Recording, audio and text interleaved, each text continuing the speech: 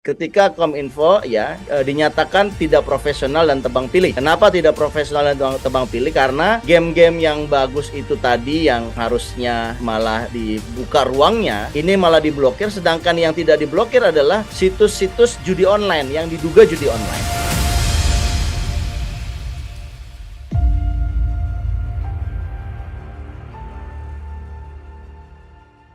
Ya, topik yang kedua ini adalah tentang Kominfo ya. Kominfo berjanji berantas judi online. Kebijakan PSE tetap anti kreatif dan pro hegemoni. Ya memang apa istilahnya banyak hal yang dipertanyakan oleh masyarakat yang justru hal yang merusak ini masih bisa diakses oleh masyarakat, sementara hal yang bisa membantu apalagi terkait dengan ekonomi masyarakat ya, karena seperti bisnis-bisnis online yang menggunakan PayPal dan segala macam itu pasti terganggu ya. Dan sebetulnya kita juga yang merugi ya, kayak misalkan hal-hal yang umum masyarakat pakai untuk mendukung apa istilahnya mungkin studi dan sebagainya itu menjadi susah gitu ya. Nah, karena tidak semua platform ini mau mendaftar di PSE begitu. Ya, jadi mungkin banyak ruginya ya. Nah, kalau misalkan eh, khusus untuk apa istilahnya menertibkan sih, menertibkan hal yang berdampak buruk, saya kira itu positif ya. Cuma kalau eh, istilahnya ada tebang pilih dan sebagainya itu mungkin akan banyak penolakan dari masyarakat. Dan ini Bang Matnur, ini kan baru juga nongol ya, dan sudah langsung dianggap merugikan masyarakat begitu dan tebang pilih begitu. Dan ini apa istilahnya, menurut Bang Matur ini kebijakan yang tepat atau tidak sih? Memang tujuannya memang baik begitu ya, tapi tepat atau tidak begitu? Silakan Bang. Ya, saya kira saya menulis tentang kebijakan PSE Kominfo ini ya. Kalau saya standingnya, Bu Reko, saya kira kebijakan PSE ini tidak tepat. Ya, apa alasannya dilakukan kebijakan PSE? Katanya adalah untuk mendukung aplikasi-aplikasi dalam negeri, termasuk game, ya, game-game dalam negeri ini supaya tumbuh. Sementara tumbuhnya itu dari memblokir game-game asing. Saya kira dari tujuannya saja ini udah salah. Bahwa saya percaya apa yang disebut dengan kompetisi, kompetisi itulah yang akan membuat industri dalam negeri kita, terutama industri game kita ini semakin kuat. Dan kompetisinya ini adalah globally, bukan bicara dalam konteks Indonesia gitu lah. Kita nggak akan pernah bangga ketika kita punya game nasional yang hebat, tapi ternyata karena game-game asing itu atau game-game dari luar itu nggak masuk. Jadi hebatnya itu seperti katak dalam tempurung. Nah, saya kok ngelihat kebijakan PSE ini adalah kebijakan yang ingin menghegemoni dunia internet. Siapa yang menghegemoni? Negara. Jadi negara ingin melakukan dominasi atau hegemoni di dunia internet. Ini kan satu dunia ya, jaringan online ini adalah satu dunia yang borderless. Di sini ditunjukkan sebetulnya adalah merit system. Siapa yang terbaik, siapa yang menarik sesuai dengan keinginan banyak orang, itulah yang akan diminati dan itulah yang akan di-download. Begitu juga dengan game. Ketika game-game luar ya jauh lebih bagus grafisnya ya, apalagi karena ini juga mereka investasi gede-gedean di dunia game ini.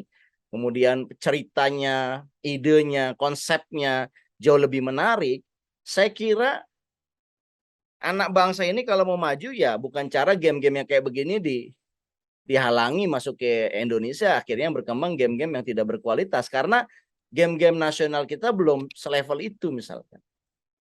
Nah ini jadi saya berpendapat ya Breko, kebijakan PSE ini dari awalnya niatnya sudah salah. Ya. Yang kedua adalah ketika kita bicara, ketika Kominfo dinyatakan tidak profesional dan tebang pilih. Kenapa tidak profesional dan tebang pilih? Karena game-game yang bagus itu tadi yang harusnya malah dibuka ruangnya, ini malah diblokir, sedangkan yang tidak diblokir adalah situs-situs judi online yang diduga judi online. Ya, tidak hanya domino QQ ya, banyak lagi, ada slot gaple ya, ada slot domino, ada typhoon dan sebagainya gitu. Nah, ini saya kira Kominfo ini ya nggak boleh tebang pilih seperti itu. Jangan sampai ya judi ini yang dianggap judi online yang dianggap permainan ini kemudian mereka jadi lolos dan akhirnya ini jadi berkembang seolah-olah jadinya nanti judi ini adalah dilegalkan karena Kominfo memberikan izin PSE-nya kepada mereka. Nah, ini yang kita ingatkan, dan tadi kalau pernyataan Pak siapa itu Pak Samuel itu kelihatannya defensif, malah mengajarkan orang untuk download. Ya itu judi online diajarkan silakan download. Ini saya nggak habis pikir itu, aduh ngeri gitu loh. Tapi saya kira narasinya itu sekarang ini di hari Selasa ini udah mulai membaik. Misalkan ya, ini saya kutip saja dari CNN Indonesia, Johnny Plate ya mengatakan bahwa kehadiran judi online ini tidak bisa diblokir karena pihak Kominfo kejar-kejaran sama mereka. Begitu mereka diblokir, muncul lagi judi online yang baru. Jadi Kominfo narasinya sekarang sudah berubah tuh, bro. Yang tadinya enggak ngotot gitu ya, ternyata diakui bahwa ya kecolongan juga, makanya diblokir. Tapi begitu diblokir yang satu, muncul lagi dengan nama yang lain. Akhirnya dia bilang bahwa ya judi online ini sebetulnya adalah penyakit masyarakat ya. Masyarakat yang ingin situs judi online ini diblokir mengatakan dirinya tidak bisa memberhentikan peredaran situs judi online karena masalah ini kembali lagi kepada masyarakat itu sendiri. Nah, ini udah mulai perubahan shifting narasinya, bro. Yang awalnya dia tidak mau dikatakan tidak profesional, dia tidak mau dikatakan tebang pilih, padahal buktinya ada, judi online itu dilegalkan. Mana ini silakan download. Aduh, ini masih defensif. Pak Samuel Dirjen ini Kominfo. Tapi kemudian sudah diralat oleh Pak Menteri mengatakan bahwa ya kami kejar-kejaran gitu. Jadi dia akui memang ada judi online yang masuk, dia blokir, tapi muncul lagi, diblokir, muncul lagi, ya kejar-kejaran. Kenapa? Ya karena kembali ke masyarakat itu. Ada masyarakat tertentu yang masih mendownload judi online itu. Nah, kalau ceritanya baik begitu kan berarti kan kelihatan ya tidak profesional Kominfo itu. Nah, cerita lagi kembali kepada kebijakan PSE ya, lingkup private ya. Apa yang kami pelajari ya buat teman-teman ketahui bahwa kebijakan ini sebenarnya rawan, saya katakan bukan pasti ya, tetapi rawan ditunggangi oleh elit lokal. Apa itu maksudnya oligarki lokal? Oligarki lokal ini sudah menguasai pasar Indonesia, tapi dia nggak bisa menghentikan orang yang masuk ke pasar global. Contoh misalkan PayPal ya. PayPal ini sudah lama di Indonesia ini. Kemudian pihak Kominfo dalam periode narasi yang pertama mengatakan kita blokir PayPal karena dua alasannya. Pertama, PayPal belum daftar, yang kedua ini belum seizin BI. Nah, ini narasi mereka. Terakhir narasinya berubah lagi ya. Katakan PayPal akan kami buka lagi untuk masyarakat yang ada uangnya nyangkut. Mungkin tadi permintaan Mas Deddy Kobuzer ya. Diambil agar masyarakat bisa ngambil dan bisa menyalurkannya kepada perbankan nasional. Karena PayPal ini kan sistem pembayaran berapa? 52 mata uang, 52 currency. Itu bisa ditransaksikan di PayPal. Nah, PayPal ini satu aplikasi yang menurut saya belum ada tandingannya untuk produk lokal gitu loh. Tapi karena kebijakan PSE ini rawan ditunggangi oleh oligarki lokal, makanya dia minta PayPal ini ditutup supaya mereka ini menguasai gateway sistem payment. Ada 4 channel kalau teman-teman selidiki, ada 4 raja atau 4 oligarki yang menguasai sistem pembayaran ini, dan mereka ingin menguasai pembayaran yang borderless juga. Makanya mereka melobi ya, kepentingan mereka ini dilobikan kepada Kominfo, dan entah bagaimana ceritanya Kominfo kemudian menyikat habis atas nama kebijakan PSE. Nah ini kita sih udah membacanya sudah lama bahwa ada keinginan untuk memberangus seperti ini dan menggantikan dengan aplikasi lokal. Sayangnya aplikasi lokal ini nggak bisa seperti PayPal hari ini ya, bertransaksi lintas negara dan ada underlyingnya, beda sama teknologi blockchain yang susah dicari underlyingnya. Dia ada underlyingnya, mereka free, apa, teman-teman kita anak muda startup termasuk di Mas Dedi Kobuzer cari duitnya, cara pembayarannya juga melalui PayPal kalau dia berinteraksi dengan klien di luar negeri gitu loh. Karena ada kemudahan di situ meskipun ada biaya, dan biayanya menurut saya relatif murah. Nah, ketiadaan jasa nasional inilah yang kemudian PayPal tumbuh. Nah, sekarang alternatifnya belum ada, ini udah disikat. Berarti kan ini pengen main. Oligarki lokal ini pengen main gitu loh. Dari ketiadaan PayPal nanti gitu. Nah, ini saya kira perlu diteliti ya dugaan ini. Perlu dicek kembali, perlu diinvestigasi. Intinya dalam memutuskan kebijakan publik, terutama dikaitkan dengan kebijakannya Kominfo, itu tidak boleh ada konflik interest. Itu harusnya berdasarkan kepentingan orang banyak, bukan kepentingan oligarki, karena oligarki itu selalu sedikit yang akhirnya merugikan orang banyak. Saya kira itu sih, Bro. Makasih. Ya baik, memang apa istilahnya transaksi menggunakan PayPal ini kan sudah sejak lama ya, dan banyak sekali bisnis online yang memang menggunakan termasuk transaksi kita butuh beli software, beli antivirus, beli apa lagi ya, template-template untuk berbagai kebutuhan ya, website dan lain-lain itu memang menggunakan jasa pembayaran third party istilahnya ya, pihak ketiga gitu. Dan yang terpercaya tentunya memang PayPal salah satu di antara yang banyak dipakai begitu. Dan kalau apa istilahnya dengan kebijakan PSE ini sehingga itu diblokir, ya banyak uang yang tertahan, kasihan juga investasi mereka besar-besar begitu. Kemudian apa untuk baiknya gimana nih? Ini terkesan begini, ini banyak proyek yang perlu biaya gitu ya. Jadi apapun itu di yang ada peluang untuk bisa menghasilkan uang itu dilakukan, tapi tidak basisnya tidak ke entrepreneurship dari pemerintah begitu ya, dalam bagaimana mendatangkan pendapatan negara yang besar melalui apa istilahnya ini, tapi hal tersebut yang istilahnya ingin mengarahkan bahwa Indonesia kebagian nih dengan kebijakan-kebijakan tersebut. Nah, gimana Bang? Bang Matur. Ya, saya kira tidak boleh ya warga negara itu dirugikan hanya karena mereka menggunakan aplikasi asing yang kemudian aplikasi itu ingin digantikan dengan buatan lokal. Dari ownership-nya asing kepada ownership-nya orang lokal. Dengan begitu masalahnya layanan yang tadinya sedang dinikmati itu kemudian menjadi hilang dan terputus, dan ini sebetulnya merugikan banyak orang.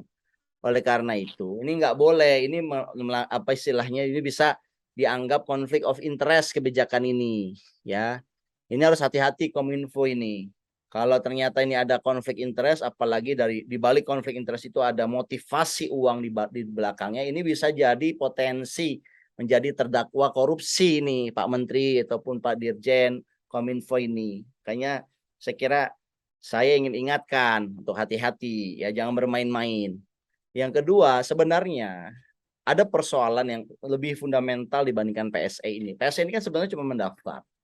Yang fundamental itu adalah bagaimana memastikan seluruh games yang menyedot data dari orang Indonesia itu menyimpan storage data tersebut itu di dalam negeri. Nah, kita menyaksikan ada startup yang sudah menjadi unicorn, ya startup lokal yang menjadi unicorn, dia bergerak di transportasi dan makanan, itu diketahui datanya itu masih disimpan di Singapura. Dia nggak mau nyimpen di Indonesia, padahal ini startup lokal. Nah, inilah yang menjadi tugas besar menurut saya dari Kominfo ini, yang memastikan seluruh data-data yang diambil dari anak negeri ini hanya disimpan di negeri ini dan tidak boleh dimonetize di luar. Apalagi data ini kemudian di-copy, di-mirroring, kemudian disimpan di storage luar. Ini nggak boleh. Ini yang disebut dengan keamanan data warga masyarakat. Nah, ini sebetulnya jauh lebih prinsipil daripada sekedar mendaftar PSE lingkup private gitu loh. Nah, ini saya kira ini kok agak terbalik-terbalik ya cara berpikirnya gitu. Nah, ini kita ingatkan ya Pak Joni Plate ya Pak Menteri Kominfo untuk bijak lah. Ini udah kelihatan kan bahwa gempuran netizen itu membuat gentar Kominfo, dan pada akhirnya PayPal kan diizinkan diblokir padahal dia belum daftar. Nah, ini sebetulnya pertanyaan juga buat Kominfo, sejauh mana mereka disiplin menerapkan aturan main. Ya bisa aja provider asing yang belum daftar dia komplain, loh saya kok mereka itu belum daftar tapi dibolehkan, kok saya ditutup. Nah, ini lagi-lagi Kominfo ini harus mengirim sinyal bahwa rule of law lah yang dipegang, bukan yang namanya adalah apa, like or dislike gitu loh, atau yang disebut dengan advertise dari Kominfo saja. Kalau advertise-nya senang judi online ya diizinkan. Kalau advertise yang nggak suka sama PayPal ya ditutup. Itu kan nggak boleh. Pengambilan kebijakan dasarnya adalah suka-sukanya dia gitu. Kan harusnya kebijakan publik itu didasari oleh satu aturan, rule of law yang disepakati, itulah yang diterapkan gitu. Gitu bro, saya kira. Ya baik, Bang Mus ada tambahan? Ya, jadi saya sepakat ya tadi dengan Bang Matnur bahwa pemblokiran ini tidak boleh tebang pilih ya Bang ya. Dalam artian semua situs-situs ya atau aplikasi yang jelas-jelas merugikan masyarakat ya, itu memang harus ditutup tanpa terkecuali ya. Tadi kan misalnya tidak hanya situs-situs seperti apa tadi, judi online ya, judi online sudah pasti. Tapi kan juga banyak situs-situs misalnya trading ya, yang ilegal-ilegal. Kemudian juga ini banyak juga apa ya, forex trading yang kemudian ilegal, investasi-investasi yang ilegal ya, yang ternyata itu scam ya. Nah, ini kan juga yang merugikan. Ini jelas-jelas merugikan. Ini yang harus segera gitu ditutup, diberantas karena ini sangat merugikan gitu loh, sangat merugikan masyarakat dan sudah banyak yang jadi korban, tapi Kominfo tidak atau kurang bergerak cepat gitu. Nah, kalau kayak PayPal ini kan justru apa ya, aplikasi yang dibutuhkan sebetulnya ya dalam dunia modern ini, lintas negara bayarannya. Sebenarnya Indonesia masih memerlukan karena kan kepentingannya tidak cuma domestik Indonesia ya, tapi ke luar negeri gitu loh, apa transaksi di luar negeri segala macam itu kan sebetulnya punya benefit, punya manfaat. Tapi justru situs-situs yang merugikan anak bangsa seperti judi online atau tadi scam ya, itu yang harus segera gitu loh diberantas. Itu mungkin dari saya. Gimana Bang, closing statement? Setuju saya apa yang Mustafa sampaikan, sangat setuju. Ya. Baik, ada closing statement? Saya kira cukup ya. Oke. Cukup lah itu penjelasan. Oke, baik. Baik pemirsa, itulah tadi topik-topik jangan salah arah kali ini, dan kita berjumpa lagi di edisi yang akan datang. Jangan lupa untuk like, share, komen, dan subscribe. Dan silakan berikan komentar, masukan, kritik, saran, dan sebagainya atas apa yang jangan salah arah bicarakan pada setiap pembahasannya. Dan terima kasih Bang Badnur atas pencerahannya. Saya kembalikan lagi ke Bang Mus, silakan Bang. Oke, terima kasih buat Bro Eko atas diskusi JSA kita hari ini. Tema ke-1 dan kedua sangat ini ya, publik sangat ingin tahu gitu loh, baik perkembangan tentang penembakan tewasnya Brigadir J maupun tentang ini pemblokiran oleh Kominfo ini. Semoga apa yang kita sampaikan bisa didengarkan ya oleh para pengambil kebijakan sehingga menjadi bahan masukan yang penting lah bagi mereka.